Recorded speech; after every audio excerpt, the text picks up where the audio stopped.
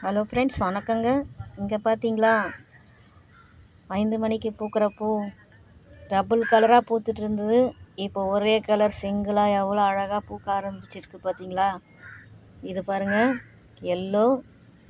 இது வந்து பக்கத்துலேயே அதே கலர் தான், ஆனால் கலர் பார்த்தீங்களா, வாடாமல்லி கலர் அழகாக இருக்குது பார்த்தீங்களா. இந்த பிங்க் கலரு பார்க்குறதுக்கு எவ்வளோ சூப்பராக இருக்குது பார்த்தீங்களா.